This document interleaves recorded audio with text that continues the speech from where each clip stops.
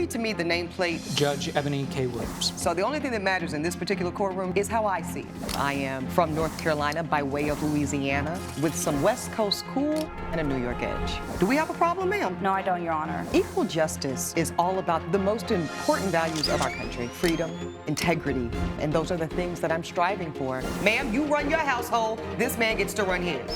I decided to become an attorney and pursue the law. I wanted to be a voice for the voiceless. This court cannot hold this woman accountable. People from all sectors of life, black, white, purple, gay, straight, queer, and that's what equal justice with Judge Eboni K. Williams is all about.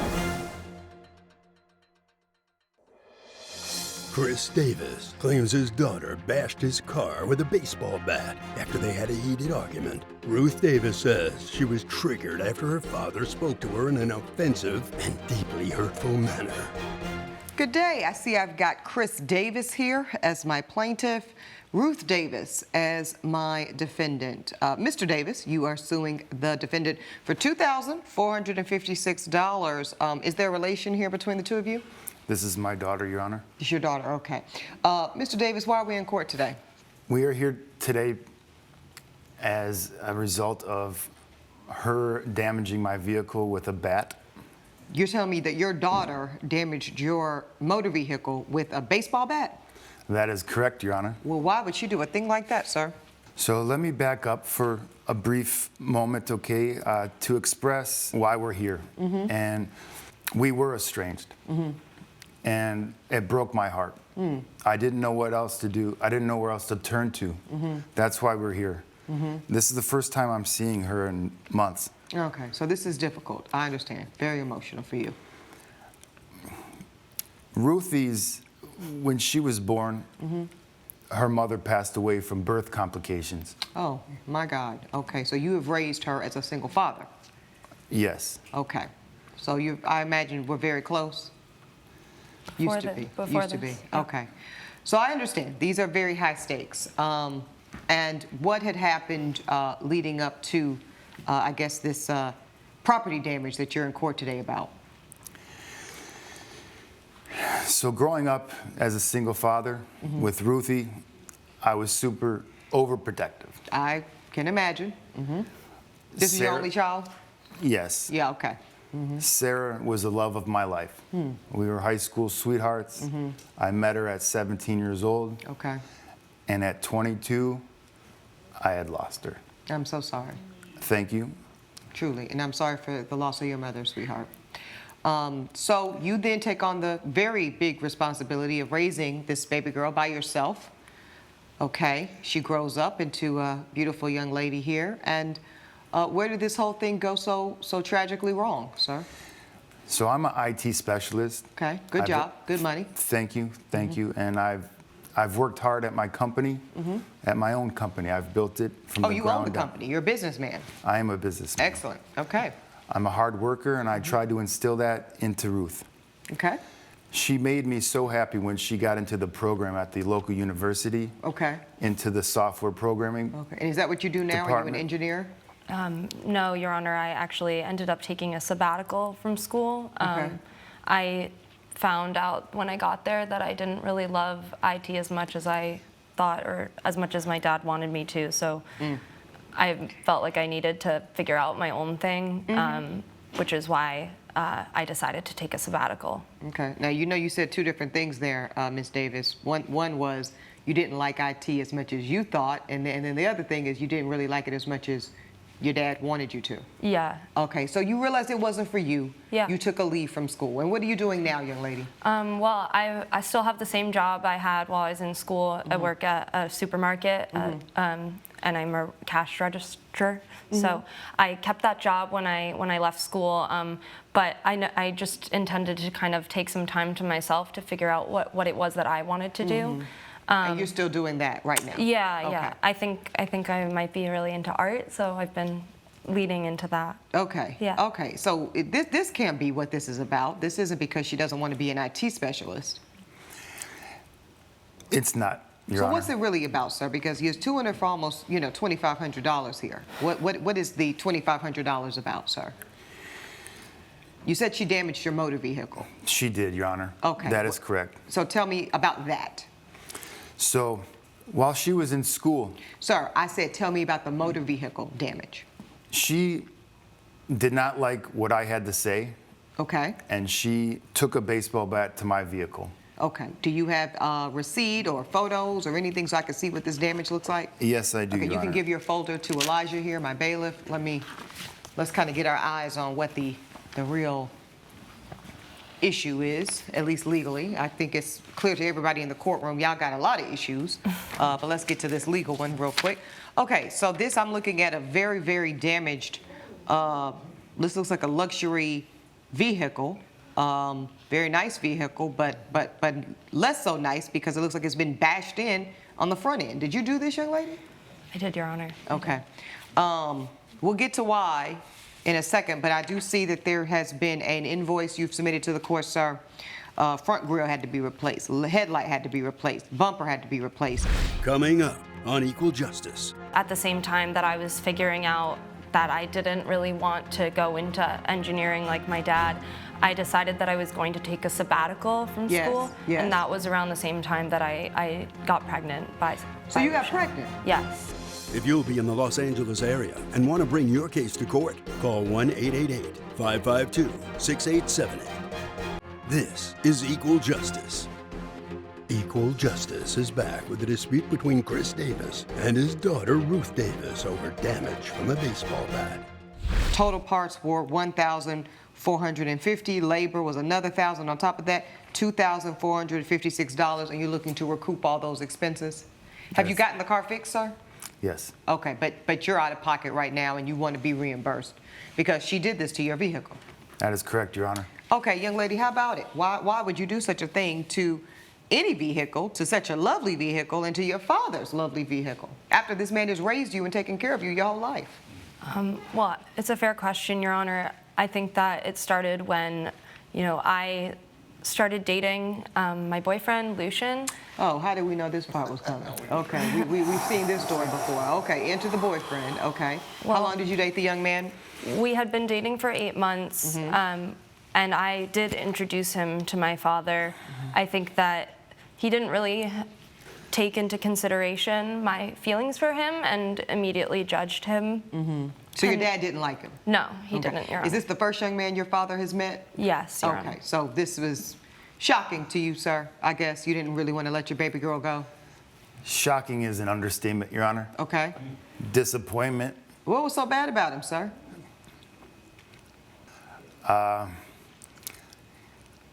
He didn't really know him, so I don't know if Well, he I could- mean, yeah, because you're He just struggling rubbed to me tell the wrong way. Okay, that's a little generic, sir. Okay, so anyway, Thank you. you met the boyfriend. He didn't like the boyfriend, and then that led to you going like a maniac and bashing the car in. That can't be it. What happened, ma'am? No, so after we had been dating for about 8 months, and this was at the same time that I was figuring out that I didn't really want to go into engineering like my dad, I decided that I was going to take a sabbatical from Yes, school, yes. and that was around the same time that I got pregnant by. So by you got Risha. pregnant? Yes. Okay, so y'all been in this courtroom for almost 20 minutes, and I'm just now hearing about the fact that there was a whole baby involved. Yes. Okay, so you get pregnant, and did you have the baby? What happened, ma'am? So I went to my father.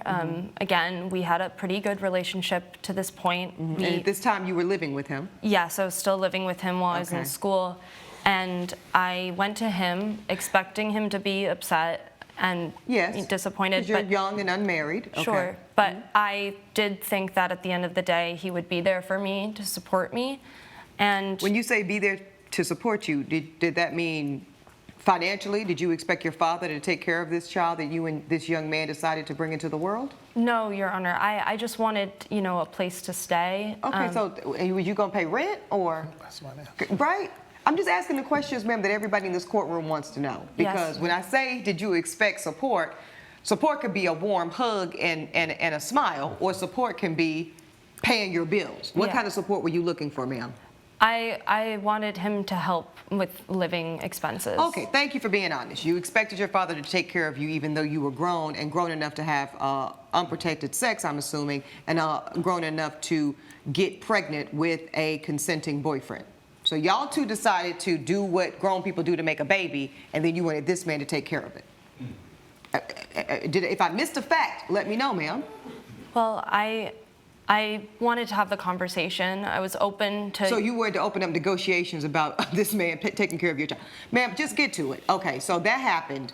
Your father said what when you said you were pregnant? He was upset. Yeah, he was very upset. I have some text messages Okay, between go ahead us. and give your folder, ma'am, to my bailiff.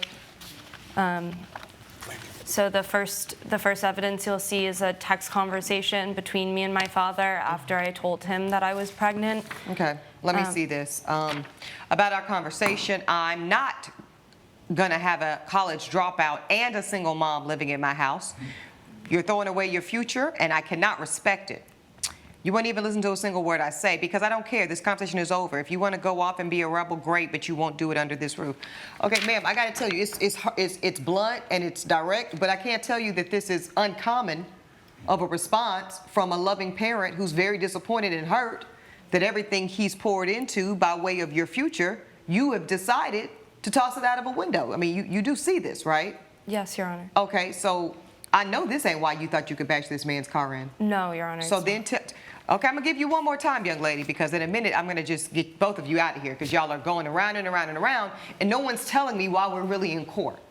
So after I told him that I was pregnant and he said that I couldn't live with him, I did understand. So I left and I went to try to figure out what to do by myself. Okay, did you move in with the boyfriend or what happened? He was staying at a hostel at the time, so I couldn't stay overnight there. They had limitations. Very well positioned to be a father. Okay, he's staying at the hostel. Go ahead, ma'am. So I ended up staying with friends for a while, and then ultimately I did see my father's points about Lucian, so I did break up with him. And after having a conversation with him that was less than favorable, I decided... You and the boyfriend? Yes, I decided to terminate the pregnancy. Coming up on Equal Justice. If indeed, let me just be clear with you, young lady, if you even came out of your mouth and asked your father to support another grown man, because if you've grown enough to make a kid, at some point you are a man of sorts, you were out of order. You were out of order, you were out of line. This is Equal Justice. Equal Justice is back with a dispute between Chris Davis and his daughter Ruth Davis over damage from a baseball bat. So you decided after all of this that you were not well positioned to bring a child into this world, yes, and that this boyfriend was not well positioned. Correct. So you did what you have a legal right to do in this country, as of most states anyway, and that is terminate the pregnancy. Yes, Your Honor. Okay. At what point did you terminate the pregnancy? I was about 10 weeks along. Okay, so about 10 weeks along, still in the first trimester, you terminate the pregnancy. Then Yes. you told your father this? Yeah, so after I terminated, I thought that he would be glad. He never liked Lucian, and I was clear on the fact that he did not want me bringing a child into his home. Well, he said he didn't want a single mother. Yeah, Okay. so I went back to him at that point. I didn't want Lucian to live in my home. You said you didn't want me as a single mother in your home. Well, sir, that is correct. She is correct on this. It does say I'm not going to have a college dropout and a single mom living in my home. You don't even make mention of the boy, because if I'm you, that's not even a consideration. Ain't no way. Ain't no way you and your baby daddy living in my house for free? Ma'am, I hope you didn't even go to him with that. You wouldn't do that, would you? No, I just wanted support emotionally. So did Lucian. Yeah, okay, so that's, if indeed, let me just be clear with you, young lady, if you even came out of your mouth and asked your father to support another grown man, because if you've grown enough to make a kid, at some point you are a man of sorts, you were out of order. You were out of order and you were out of line. Coming up on Equal Justice. What? I don't recall that. Okay, and you wouldn't lie, right? Because you don't like murderers, so I know you don't like liars. I raised her. Sir, did you call your daughter a murderer? I don't remember, Your Honor. Okay. This is Equal Justice. Equal Justice is back with a dispute between Chris Davis and his daughter Ruth Davis over damage from a baseball bat. And per you, Mr. Davis, you actually say that there is no single mom scenario. So this is what she's saying she relied upon in going to get the abortion. That's what you're telling me, right? Yes, Your Honor. Okay, so you said if I get rid of the baby and I'm no longer a single mom, potentially, I should be able to come home. That's correct. That's what you thought? Yes. Okay, so that's what you thought, sir. And one could see how it could be read that way. Okay? And so when she came home saying, I imagine regretfully about the whole situation, I've tried to better the circumstances. I'm not God, and I'm not in a position to judge the morality of your choice, young lady. I just know in this country, for the most part, it's still a legal choice, okay? So she made a legal choice, and you said what? I wanted her to stay in school. Okay, sir, the facts were already what they were. She'd already left school. She'd already terminated the baby. Do you approve of her decision to get the abortion or not? I was warming up to the fact that she may have been having a baby. Did you approve of her getting the abortion or not? He didn't, Your Honor. I need to hear it from you, sir, because you're grown. I did not approve. Thank you for your honesty. So you did not approve of the abortion. Is that what led to such tension that she picked up a baseball bat and to put the car back on the screen? This happened because you did not approve of her abortion. Is that what you're telling me? Yes, Your Honor. Is that accurate, young lady? He said he didn't want a murderer in his house. He called you a murderer. Yes, Your Honor. Did you call her a murderer, sir? I don't recall that. What? I don't recall that. Okay, and you wouldn't lie, right? Because you don't like murderers, so I know you don't like liars. I raised her. Sir, did you call your daughter a murderer? I don't remember, Your Honor. Okay. Judge Eboni's verdict when equal justice returns. This is Equal Justice.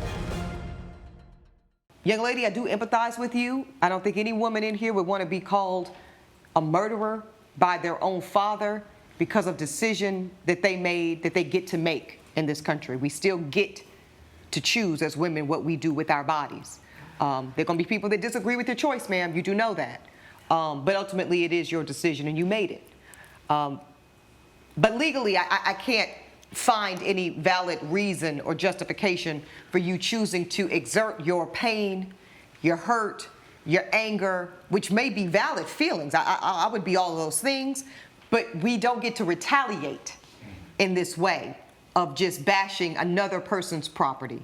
Therefore, my ruling is this. I rule in favor of the plaintiff to the full amount asking for the damage he incurred, $2,456. You're going to get your money, sir, but what you really need is the therapy, the prayer, and the resolution.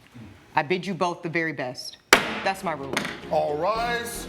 Judge Eboni has ruled in favor of the plaintiff. The defendant is ordered to pay $2,456. Ruthie, I never wanted this. I don't care about the money, the car. I care about you. I always have. I just wanted my dad. I just wanted you to support me, and I just wanted you to tell me that you love me and it was going to be okay.